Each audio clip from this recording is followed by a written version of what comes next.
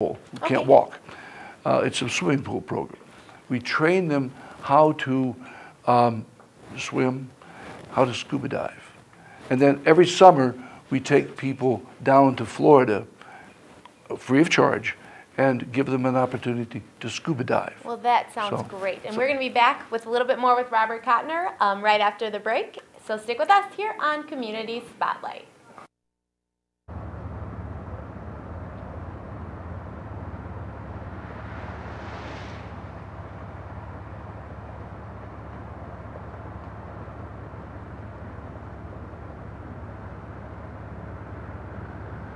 Another missed opportunity to talk about drugs. Don't miss your chance. We can help you be ready. Visit our website at drugfree.org.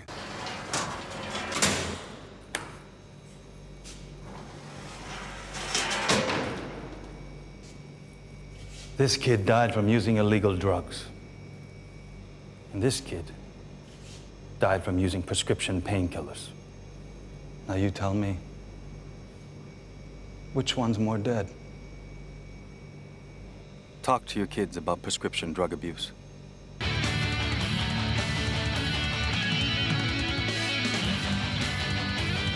Childproof caps don't work forever. Prescription drug abuse can kill. Talk to your teen.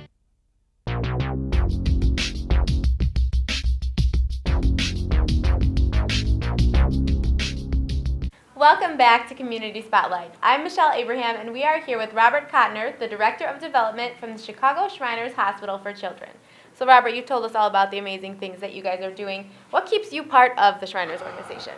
When I came to the Shrine in 2004, I really didn't know much about it. And I was there about 6 months, and I said to my wife one evening, I went home, and I said, honey, I gotta belong to the organization that does what that organization does for kids. So I became a Shriner in 2005 because of what they do for kids. It's the most remarkable institution I've ever seen in my life, and I'm quite old, as you can see. So it's a wonderful, wonderful place, and I am honored and proud to be a part of it. And I'm delighted that they keep asking me to come back. So I love it.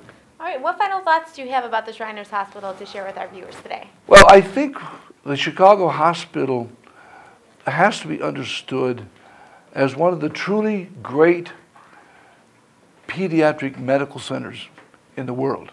Okay. We have equipment, we have laboratories, and we have staff who are absolutely the very best in their business in the world. And the Chicago people and the people of the great Midwestern states that we serve are so fortunate to have a hospital like this in their midst, doing what the Shriners Hospitals for Children do without cost. It's a wonderful place. And of course, our viewers need to know, do you get to wear a fez? I do. I was going to bring it today, then I didn't want to mess my hair up. Well, thank you so much for visiting with me today, Robert, and keep up the great work. It's a pleasure. Thank you. Well, I guess we have a couple seconds left for some more Good, questions. good. So, what is your favorite memory from being a Shriner? How long do I have? How many hours do I have to talk? I guess I would tell you about Sky. You're good. Shall I go ahead? Yeah, keep talking. Okay. Sky is a little girl about 3 years old who came to us. She had 6 fingers on each hand. Okay. She had a severe scoliosis. Her spine was so shaped like an S that she could hardly breathe. And her right leg had no bone below the knee. She was severely handicapped or severely in great need. We took her in. Our hand specialist took care of her hands. Our doctor of scoliosis, our spine surgeon, took care of her spine. So her spine is in a cast and becoming straight. And she has a titanium leg, and she can run as fast as you can. Wow. It's a wonderful story. That is a great story. Well, thank you. Thank you now for visiting with us today, and keep up all the great work in the hospital. Thank you. So we've seen how community members are sharing their time and energy at the Naperville Library donating their blood at the Lombard Blood Drive, and we met with the leader from the Shriners Hospital for Children, and there's one more trip we want to take you on.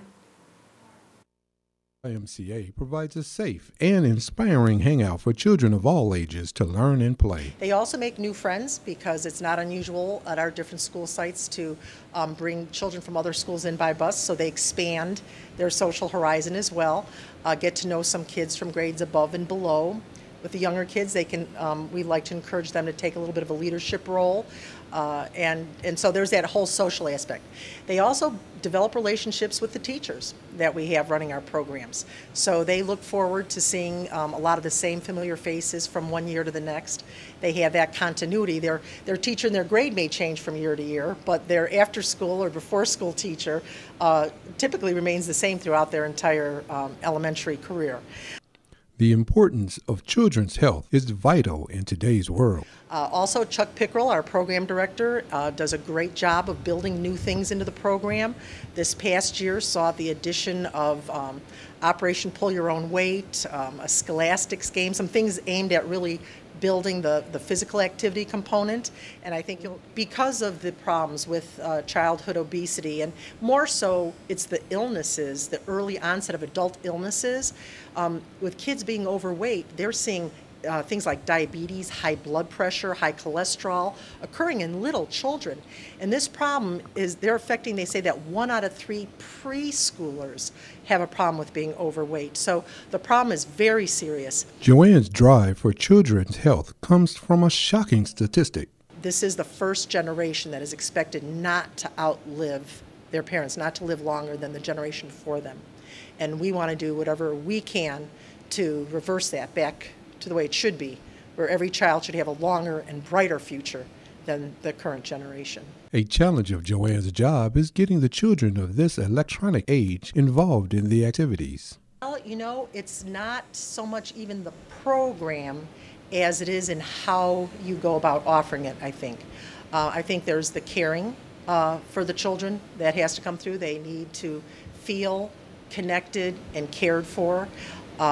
There are the values that need to be instilled, explaining the why behind what we decide or do.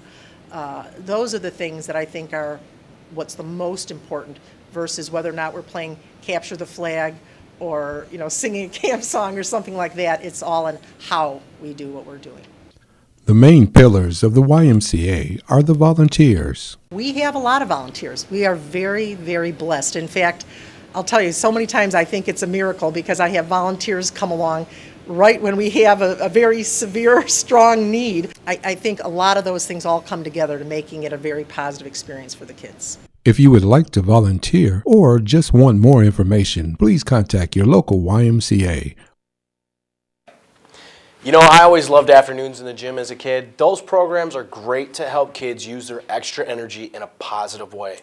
And my favorite part is that parachute. We used to have one of those in my elementary school. I love that the YMCA offers both physical activities as well as homework help. There are so many different YMCAs around the country, so it's always an option for fun.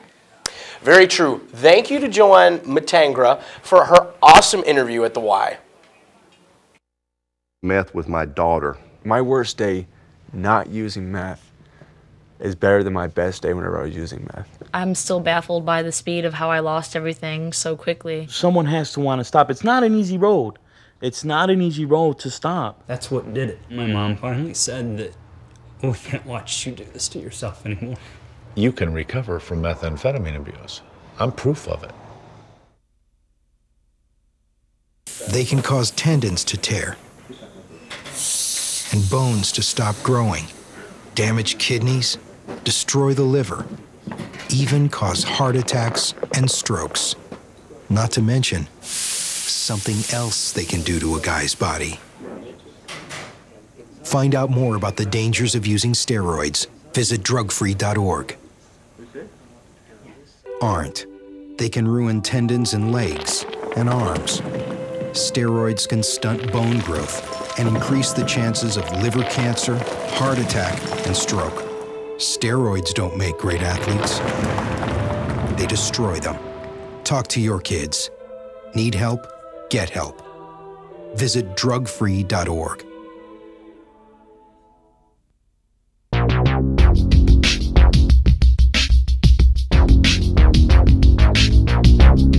thank you for joining us today on Community Spotlight. I hope you enjoyed all the trips we took. I'm Michelle Abraham. And I'm John Johnson. And we hope we've inspired you to look for undiscovered programs in and around your community that you can take part of. Spend an afternoon at the local YMCA. Donate blood at your community. All we have to say is have an excellent day, and thanks for watching this installment of Community Spotlight.